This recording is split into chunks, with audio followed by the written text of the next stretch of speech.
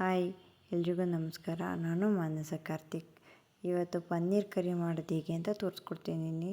ತುಂಬಾ ರುಚಿಯಾಗಿರುತ್ತೆ. ಒಂದು ಸರಿ ಟ್ರೈ ಮಾಡಿ ನೋಡಿ. ಮಾಡೋದು ಹೇಗೆ ಅಂತ ನೋಡೋಣ. ಒಂದು ಪ್ಯಾನ್ಗೆ ಸ್ವಲ್ಪ ಎಣ್ಣೆ ಹಾಕ್ಕೊಂಡು 2 ದಪ್ಪ ಗಾತ್ರದ ಈರುಳ್ಳಿನ ಕಟ್ ಮಾಡಿಕೊಂಡು ಫ್ರೈ ಮಾಡ್ಕೋಬೇಕು. ಈರುಳ್ಳಿ ಕಲರ್ ಚೇಂಜ್ ಆಗೋವರೆಗೂ ಫ್ರೈ ಆದರೆ ಸಾಕು. 2 ದಪ್ಪ ಗಾತ್ರದ ಟೊಮೊಟೊನ ಕಟ್ ಮಾಡಿಕೊಂಡು ಫ್ರೈ ಮಾಡ್ಕೋಬೇಕು. ಟೊಮೊಟೊ ಸಾಫ್ಟಾಗಿ ಫ್ರೈ ಆದರೆ ಸಾಕು.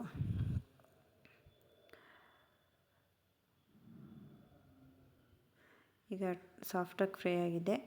5 ಹಸಿಮೆಣ್ಸಿನ್ಕಾಯಿ ಹಾಕೋತಿದ್ದೀನಿ. 10-15 ಗೋಡಂಬಿ, ಗಸಗಸೆ 1 ಸ್ಪೂನು, ಶುಂಠಿ 4 ಪೀಸು, ಬೆಳ್ಳುಳ್ಳಿ 2 ಗೆಡ್ಡೆ. ಈಗ ಇದಿಷ್ಟನ್ನು ಚೆನ್ನಾಗಿ ಫ್ರೈ ಮಾಡ್ಕೋಬೇಕು.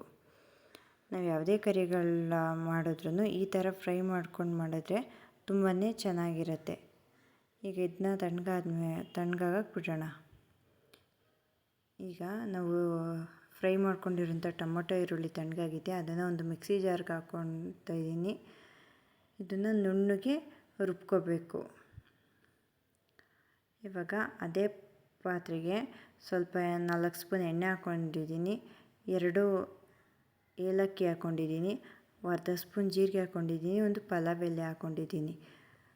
ನೆನೆಸಿರುವಂಥ ಬಟಾಣಿ ಸ್ವಲ್ಪ, ಇಷ್ಟನ್ನು ಹಾಕ್ಕೊಂಡು ಒಂದು 2 ಸೆಕೆಂಡ್ ಫ್ರೈ ಮಾಡ್ಕೊಳ್ಳೋಣ.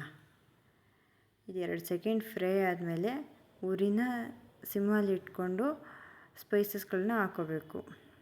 ಉರಿನ ಜಾಸ್ತಿ ಇಟ್ಕೊಂಡ್ರೆ ಸೀದೋಗ್ಬಿಡುತ್ತೆ ಸ್ಪೈಸಸ್ ಎಲ್ಲ. ಉರಿನ ಸಿಮ್ಮಲ್ಲಿ ಇಟ್ಕೊಂಡು ಸ್ಪೈಸಸ್ನೆಲ್ಲನೂ ಹಾಕೋಬೇಕು. ಸ್ವಲ್ಪ kasuri methi, 2 spoon red chilli powder, ಸ್ವಲ್ಪ ಅರಿಶಿನ, 1/4 ಸ್ಪೂನು ಪೆಪ್ಪರ್ ಪೌಡರ್, 1/4 ಸ್ಪೂನು ಚಕ್ಕೆ ಲವಂಗದ ಪುಡಿ, 1 ಸ್ಪೂನ್ ಧನಿಯಾ ಪುಡಿ, 1/2 ಸ್ಪೂನ್ ಜೀರಿಗೆ ಪುಡಿ, 1 ಸ್ಪೂನ್ ಗರಂ ಮಸಾಲ. ಇದಿಷ್ಟನ್ನು ಒಂದು 2 ಸೆಕೆಂಡ್ ಫ್ರೈ ಮಾಡ್ಕೋಬೇಕು. ಜಾಸ್ತಿ ಫ್ರೈ ಮಾಡ್ಕೊಳಕ್ಕೆ ಹೋಗ್ಬಿಟ್ಟು ಸೀದೋಗ್ಬಿಡುತ್ತೆ, ಚೆನ್ನಾಗಾಗಲ್ಲ. 2 ಸೆಕೆಂಡ್ ಫ್ರೈ ಮಾಡ್ಕೋಬೇಕು.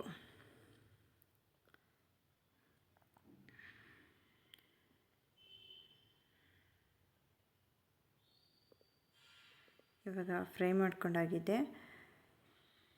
ಈಗ ರುಬ್ಬಿರುವಂಥ ಮಸಾಲೆನ ಇದಕ್ಕೆ ಹಾಕೋತಿದ್ದೀನಿ. ಇದು ಪನ್ನೀರ್ ಕರಿ ಚಪಾತಿ, ದೋಸೆ, ಪೂರಿ ಜೊತೆಗೆ ತುಂಬಾ ಚೆನ್ನಾಗಿರುತ್ತೆ. ಮಕ್ಕಳುಗಳೆಲ್ಲರೂ ಇಷ್ಟಪಟ್ಟು ತಿಂತಾರೆ. ಒಂದು ಸರಿ ಟ್ರೈ ಮಾಡಿ ನೋಡಿ.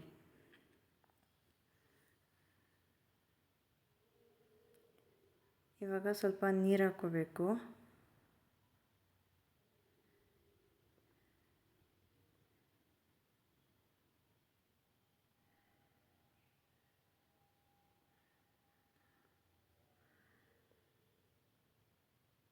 ಈಗ ಇದು ರುಚಿಗೆ ತಕ್ಕಷ್ಟು ಉಪ್ಪು.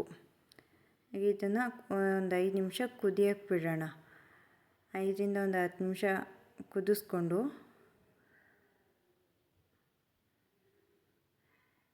ಏಕೆಂದರೆ ಟೊಮೊಟೊ ಈರುಳ್ಳಿ ಎಲ್ಲ ಫ್ರೈ ಮಾಡ್ಕೊಂಡಿರ್ತೀವಿ, ಜಾಸ್ತಿ ಬೇಯಿಸೋ ಅವಶ್ಯಕತೆ ಇರಲ್ಲ. ಒಂದು 5ರಿಂದ 10 ನಿಮಿಷ ಕುದಿಸ್ಕೋಬೇಕು. ಪನ್ನೀರನ್ನ ಕ್ಯೂಬ್ಸಾಗಿ ಕಟ್ ಮಾಡಿ ಇಟ್ಕೊಂಡಿದ್ದೀನಿ. ನಾನು ಈ ಪನ್ನೀರನ್ನ ಫ್ರೈ ಮಾಡ್ತಾಯಿಲ್ಲ, ಯಾವುದೇ ಥರ ಸ್ಪೈಸಸ್ನೂ ಮ್ಯಾರಿನೇಟ್ ಮಾಡಿ ಇಟ್ಟಿಲ್ಲ. ಡೈರೆಕ್ಟಾಗಿ ನಾನು ಕಟ್ ಮಾಡಿಬಿಟ್ಟು ಹಾಗೆ ಹಾಕೋತಾ ಇದ್ದೀನಿ. ಈ ಹೋಟೆಲ್ಗಳೆಲ್ಲ ಇದೇ ಥರ ಮಾಡೋದು. ಡೈರೆಕ್ಟಾಗಿ ಕಟ್ ಮಾಡಿಬಿಟ್ಟು ಹಾಕೋತಾರೆ. ಮತ್ತು ಅದು ಸಾಫ್ಟಾಗಿ ಬೆಣ್ಣೆ ಥರ ಬೆಂದಿರುತ್ತೆ. ತಿಂದರೆ ಸಾಕು ಬೆಣ್ಣೆ ಥರ ಇರುತ್ತೆ.